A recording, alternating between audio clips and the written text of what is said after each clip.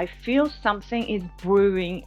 Something's about to explode. It was also influenced by Blake Lively's narrative. Blake Lively just told everyone her own secret, and honestly, it's pretty amazing.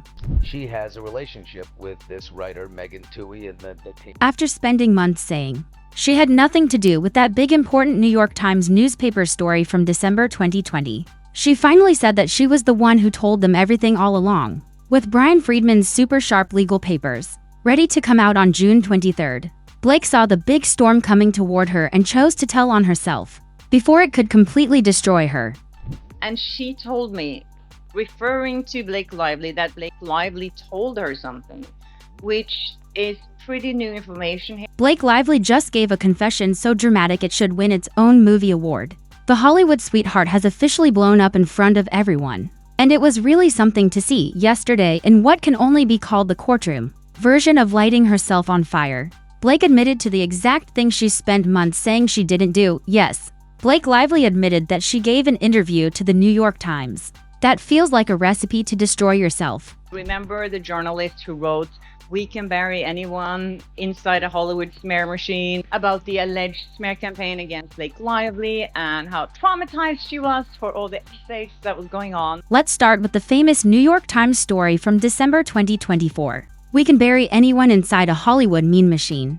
This article made Blake look like the perfect victim, a shining star crushed under the weight of a scary Hollywood machine. According to the story, Blake had supposedly faced bad behavior on the movie set of It Ends With Us and suffered a planned mean campaign led by Justin Baldoni and his team. It was touching, heartbreaking, and perfectly made for Blake's carefully built public image. They never revealed anywhere that they actually based part of that article on interviews that they did with Blake Lively. There's nothing in that article that reveals that they actually spoke to her. But here's where things took a turn. Blake strongly denied having anything to do with creating the article. She claimed they figured it out by themselves. For months she held onto this story like a life raft, using it to protect herself from criticism and make her victim status stronger. And the New York Times also never dared to mention it.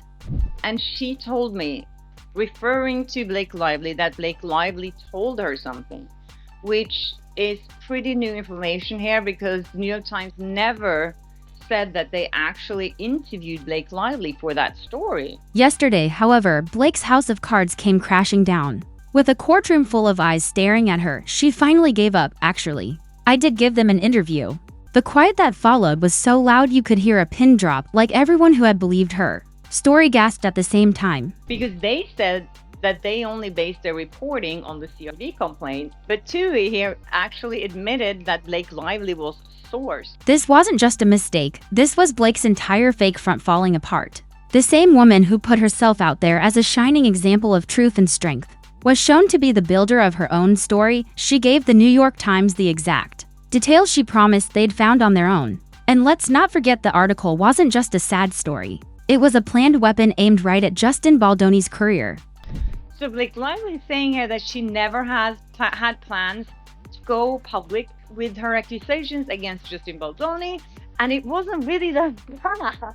Blake's confession doesn't just hurt her believability, it completely destroys it.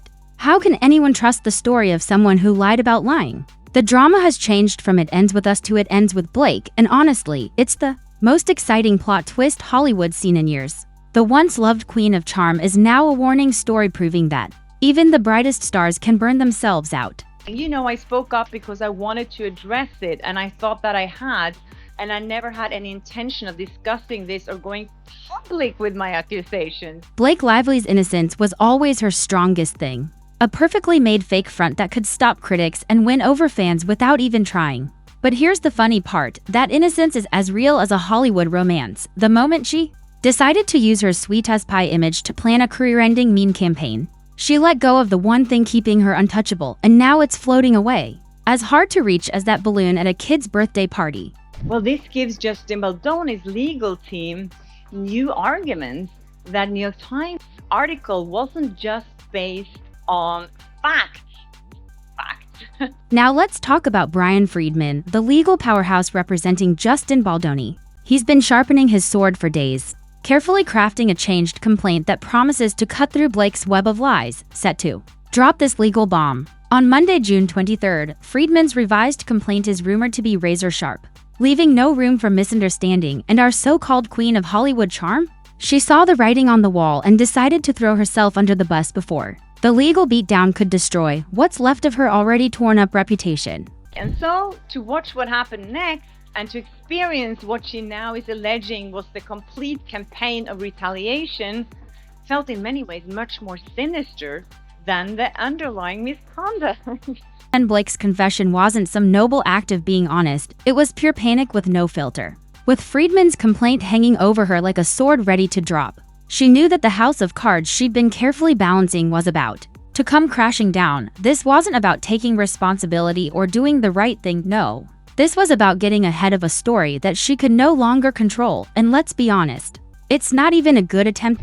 So in Justin Baldoni's lawsuit, he accuses Ryan Reynolds and Blake Lively of colluding with the New York Times. And I think explicitly it says for months, that they were plotting with the New York Times for months to smear him. Friedman's single quotes as changed. Complaint isn't just some rushed paperwork thrown together in a few hours. Sources say he's been taking his time gathering every piece of evidence and carefully connecting the dots, emails, texts, timelines, you name it, he's got it. Friedman's reputation as a legal bulldog comes before him, and he's not about to let Blake slip through the cracks with her carefully made sad story. The word on the street is that this complaint is going to hit Blake right where it hurts, showing every lie she's told and every story she's twisted. Maximum Effort Productions.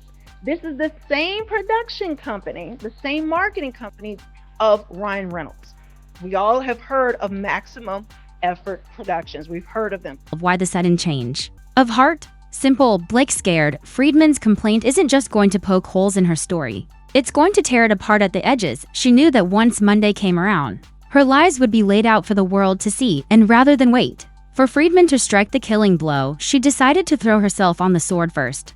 But let's be real, it's not bravery. It's self-protection at its most pathetic. And there's something in that amended complaint that, oh my God, I can't wait to read it. So here we are, just days away from the legal punishment Blake tried so hard to avoid. Friedman's complaint promises to be a masterclass in accountability. While Blake's confession is already being dismissed as too little too late, the queen has officially fallen. And come Monday, the world will finally see just how dirty her game really was. Stay tuned because this train wreck is far from over. When she first came out with all this, I went, what an asshole he is, you know? And Everyone did. as a daddy girl, you know, a girl daddy, I thought, oh my God. Girl dad. I was really angry.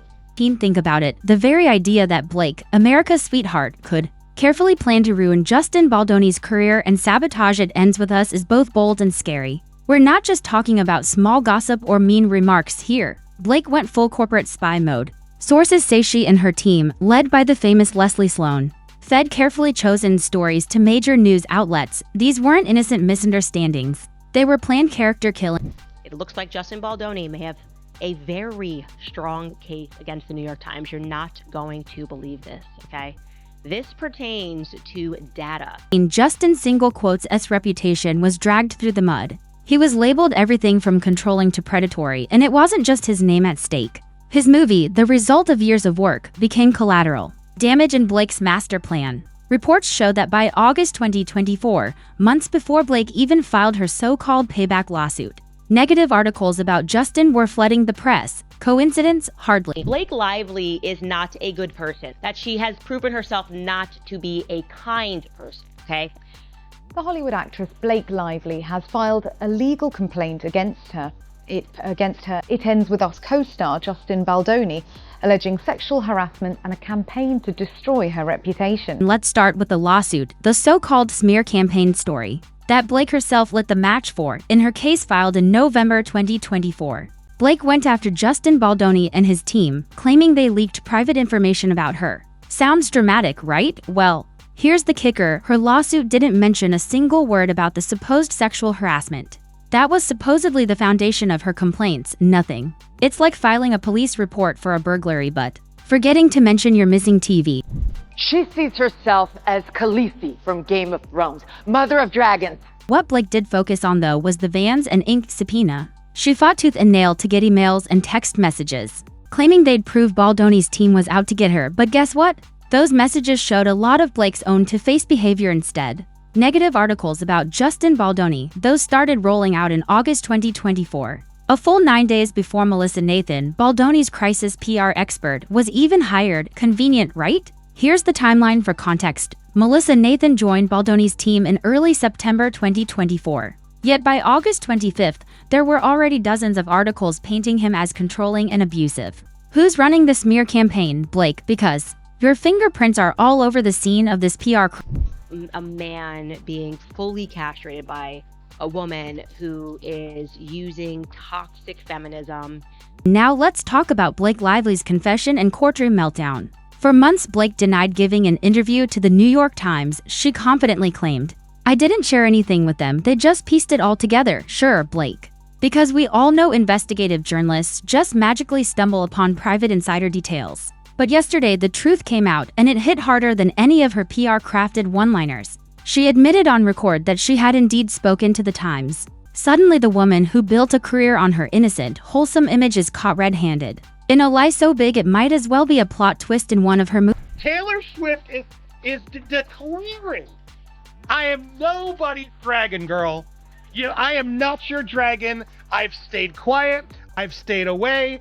But girl, now that I'm getting dragged in this, you're about to get run over." And then the meltdown began. Sources inside the courtroom described Blake as visibly upset, her voice shaking as she tried to explain why she had misremembered the details. Misremembered? Blake, you don't misremember an entire interview with one of the most famous newspapers in the world. That's like forgetting you're the lead in a movie. So negative press swirled around her during this whole, like a month, right? Later, she would describe this as though it was the pile-on against Trump. Honestly, it's like most of us, especially in Republican politics or the news, this is called Tuesday for us. Blake Lively's legal meltdown has gone from bad to worse, and she has no one to blame but herself. When asked about her accusations against Justin Baldoni, her story fell apart under even basic questioning. Court records show her real focus wasn't justice or harassment, it was damage control. Articles attacking Justin started going around long before Blake ever went public, completely messing up her timeline. And when the judge asked for proof of payback, all Blake could offer were vague stories and zero proof. Her story, once built on survivor empowerment, now looks like a planned PR stunt. From taking over online forums to threatening not to promote It Ends With Us, Blake used her influence to silence critics and spin the story in her favor. But the internet and the courtroom weren't buying it. Things took an even darker turn when she promoted her alcoholic brand Betty Booze while campaigning for a film about domestic abuse. Fans were angry, and domestic violence advocates called it disgraceful. Behind the scenes, her personal life is reportedly falling apart. With Ryan Reynolds rumored to be staying away after years of trying to support her, Blake's brand is falling apart and fast. Hollywood's sweetheart is now a warning tale of ego, manipulation, and self-destructs. If you've made it this far, hit that like button and subscribe, because the truth behind this Hollywood disaster is only just beginning to unravel.